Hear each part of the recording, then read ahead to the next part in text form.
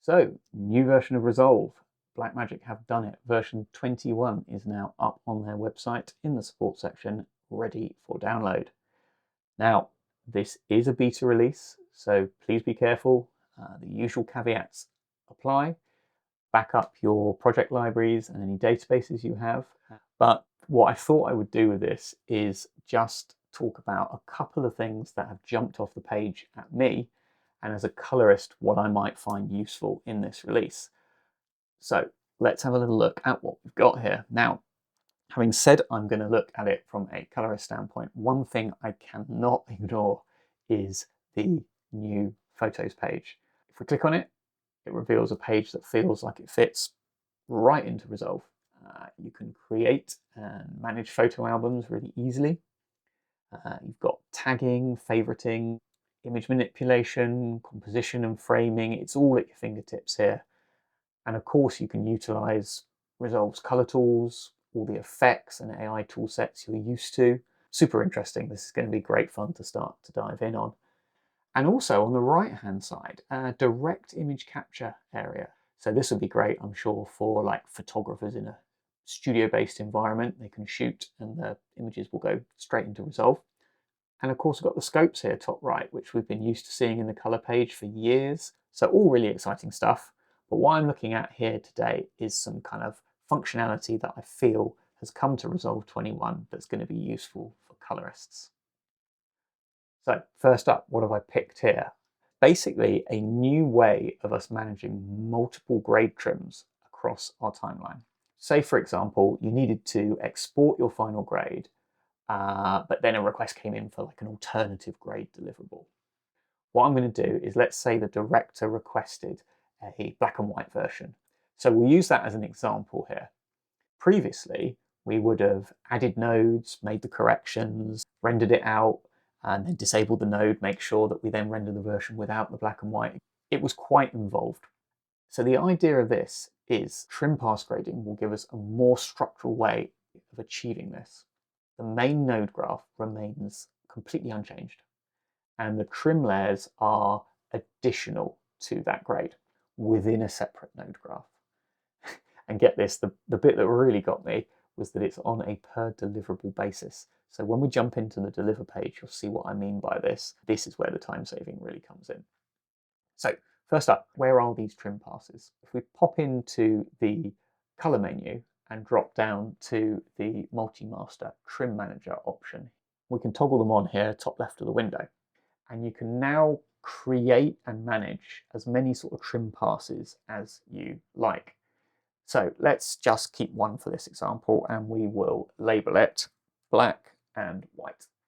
Each trim we can see here can also be set up with what looks like custom monitoring for your external monitor and specific kind of color management and output color space settings. Now, we won't go into these today. This is just a quick peek at some of the new features in Resolve.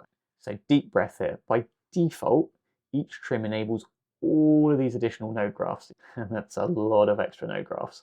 And also you can enable and disable them. So if you don't think you need them, you can switch off certain ones. Let's see where these trim node graphs sit. So you can toggle the active trims on using the 3-dot menu on the color page here. We have an after clip node graph, and it is kind of what it says. It's an entire node graph after your clip node graph, the before timeline node graph, and then an after timeline node graph, which comes after the main timeline node graph. So to follow through, like on the black and white example I was talking about, let's jump into the before timeline node graph. Go black and white on the image. And we've done this at timeline level within the trim pass. So as we can see, it's affected the entire timeline. Now, if we wanted to make a further adjustment on a clip-by-clip basis within the trim pass that we've just done, we could do that by using the after clip node graph. Maybe lift this shot up slightly. And there we go, we're done. So that is adjustments we've made to a trim pass. And you can see this is where the magic happens. If we jump into the deliver page, we can see the specific trim pass grade available to us. So if we add this job to the render queue and press render, we get the grade all rendered out with our trim pass, so the black and white. If we were to just toggle the trim pass off, add it to the render queue, we then get the grade before the trim pass adjustments that we made. And really that's it. It's a real time saver for us. No more going back to the color page, toggling on and off nodes. Those days have gone. So fantastic addition to Resolve 21. So next up, MagicMask. Now, nothing's really changed with this, but what we now have is what's called the MagicMask Render in Place option. And what this is an option available to us from the three-dot menu here that allows us to cache the MagicMask as a matte node. What this essentially does is it exports the matte to a file location of your choice and then replaces the MagicMask with that render in your node tree. And the result is smoother playback, much less taxing on your machine. So, node graph list view. This is an interesting one. We've been using nodes in Resolve for years, but now in version 21, we can start to view them as a list. So if we pop up to the three-dot menu here, you can see that we can change it from node to list view. At first glance, it doesn't look like a massive amount of information here, but we have the ability to rename, we can lock nodes, add, bypass, and actually on the right-hand side, we can now see in a bit more detail the tools that we have used on individual nodes, which is actually easier than on the nodes view where it's a bit compacted and we can't see everything that we've done. So it does feel like this might be expanded over time. It's sort of maybe a first iteration, but it's really, I think, interesting to see where this goes. So AI, there are a fair few new AI enhanced tools in this release, but two that kind of jumped off the page at me was the AI UltraSharpen and CineFocus.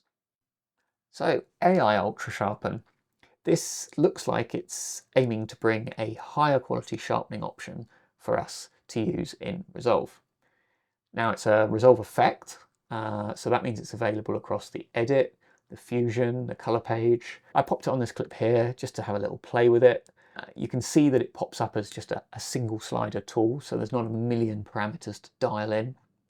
And it's quite interesting. I tried it to see what it was like on the edge of this stem of this plant, and it does pick out the details quite nicely. I think this is going to be a fun one to play with on maybe just some shots where the focus maybe of the shot is just very slightly off, and we can see if we maybe use it in an edit where before we were thinking, well, we can't get away with using this shot. Time will tell, testing, but looks interesting. So if AI UltraSharpen was what looked like on the face of it quite a simplistic tool to use, AI CineFocus kind of goes the other way. We have many options available to us within the effects palette. And the idea of this plugin, from what we can see, is it allows you to define an area of focus within the frame, whilst realistically kind of softening off the foreground and the background of the rest of the frame. So if we have a look at the tab here, we can see there's integration of Resolve's depth map. We also have the ability to adjust the focus within the shot, even an option to start playing around with the lens properties and the aperture here. And then in the final tab, which is called Result, it's coming together of all of that to create our final image. And I think this is very interesting. I started to have a bit of a play with it on this shot here, and you can see I picked a point of focus on the bee, and with very little adjustment, I'm starting to get some really usable results with this Resolve effects. This one is a huge one in my eyes. Blackmagic now have added the ability to use rendering, transcription, and proxy generation in the background. With background rendering, we can press render and have it happen like on the same machine whilst we continue to work. To switch this on, background rendering is available under the background tasks menu under the project settings. And we can see here that you can enable background renders and also pause background renders on foreground activity.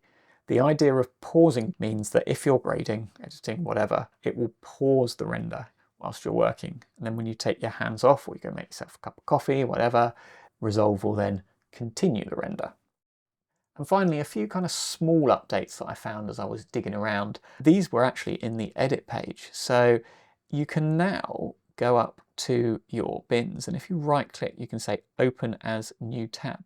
And what that does is the bin that you've right clicked on, it pops up here as a standalone tab. You can do this to a couple and have as many as you like along here that you may regularly use that you want to dive into and don't have to find them in the list of bins here. Now, if you get a bit carried away and open up loads, you do have the ability to search here on the right hand side, and then that will take you straight to the chosen tab. And also down here, just above the timeline, we have the ability to set as default view now. So what this allows you to do is set your track height, but then when you hit set as default view, what this means is whenever you create a new timeline, the video and audio track will have the same height as you have set there. Quite a small thing maybe, but I think this is going to be really useful. So those two might seem a little bit odd as features to finish on, but the idea was with this video to talk about some of the headline features, but also smaller ones that as a colorist you might find useful. And for me, those two in the edit page, definitely useful. If you've got any questions about any of the other bits I've spoken about in this video, feel free to ask in the comments and I'll try my best to answer them. But as I say, Resolve 21, available now. Download it, and I'm sure whether you're an editor, VFX artist, colorist, or a sound engineer, there'll be something in there for you. Take care of yourselves. All the best.